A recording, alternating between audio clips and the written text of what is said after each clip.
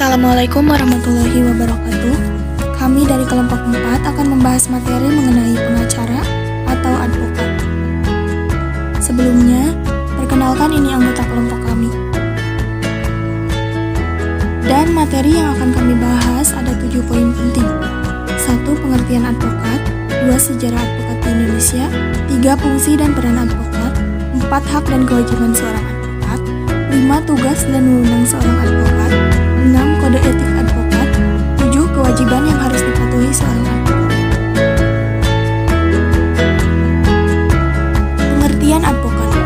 Menurut Undang-Undang Nomor 18 Tahun 2003, Pasal 1 Butir 1, menyatakan bahwasannya advokat ialah orang yang berprofesi memberi jasa hukum, baik di dalam maupun di luar pengadilan, yang memenuhi syarat berdasarkan ketentuan undang-undang tersebut.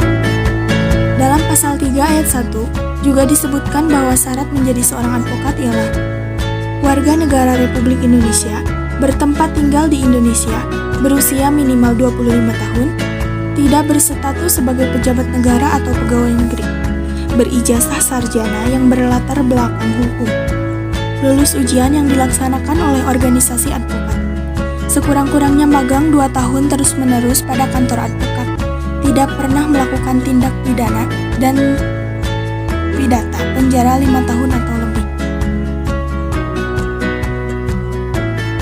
Sejarah advokat.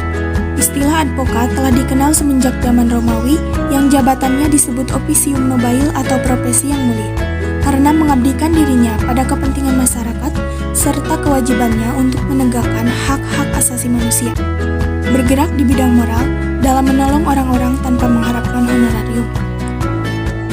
Advokat bisa dikatakan penasihat hukum atau bantuan hukum, dan advokat atau pengacara merupakan istilah yang tepat dengan fungsinya sebagai pendamping tersangka atau terdakwa atau tergugat bila dibandingkan dengan istilah pembela. Fungsi dan peran advokat. 1. Advokat berstatus sebagai penegak hukum, bebas dan mandiri yang dijamin oleh hukum dan peraturan perundang-undangan. 2. Memberikan bantuan hukum kepada setiap orang yang membutuhkan dengan tidak membeda-bedakan. 3. Menjunjung tinggi nilai keadilan dan moralitas serta kebenaran. 4. Sebagai pengawal dan konstitusi dan hak asasi manusia. 5. Menjaga dan meningkatkan mutu pelayanan advokat terhadap masyarakat. 6. Membela kepentingan klien di luar pengadilan dan mewakili klien di muka pengadilan. Hak dan kewajiban advokat. 1. Advokat bebas mengeluarkan pendapat dan pernyataan dalam membela perkara yang menjadi tanggung jawabnya. 2. Advokat bebas dalam menjalankan tugas profesinya untuk membela perkara yang menjadi tanggung jawabnya. 3. Advokat tidak dapat dituntut baik secara perdata maupun pidana dalam menjalankan tugas profesinya. 4. Advokat berhak memperoleh informasi, data, dan dokumen lainnya, baik dari instansi pemerintah maupun pihak lain yang berkaitan dengan kepentingan tersebut. Tugas dan kewajiban serta wewenang advokat. 1. Menjunjung tinggi kode etik profesinya. 2. Membimbing dan melindungi klien dari petaka duniawi maupun ukhrawi. 3. Membantu terciptanya proses peradilan yang sederhana, cepat, dan biaya ringan. 4. Menghormati lembaga peradilan dan proses peradilan sesuai dengan norma hukum, agama, dan moral. 5. Melindungi klien dari kejoliman pihak lain. Kode etik advokat. 1. Menjunjung tinggi kode etik profesinya. 2. Tidak dibenarkan memberikan keterangan yang menyesatkan klien dan tidak dibenarkan pula untuk menjamin bahwa ia akan memenangkan perkara. 3.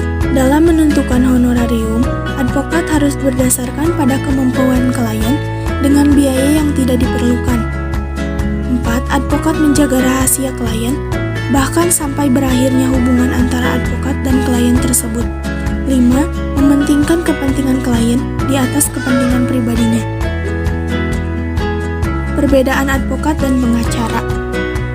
Jika dulu, sebelum berlakunya Undang-Undang Advokat, pengacara adalah seorang yang memegang izin praktek sebagai kuasa hukum hanya pada wilayah pengadilan tinggi tempat dirinya bersumpah. Sedangkan advokat ialah seorang kuasa hukum yang minimal sudah menangani 10 kasus, terdiri dari pidana dan perdata. Berikut ini merupakan salah satu pengacara kondang Hotman Paris Hutapea dan pengacara kondang Elsa Sharif. Nah, sekian pembahasan materi mengenai pengacara atau advokat dari kelompok 4. Mohon maaf apabila masih banyak kekurangan. Wassalamualaikum warahmatullahi wabarakatuh.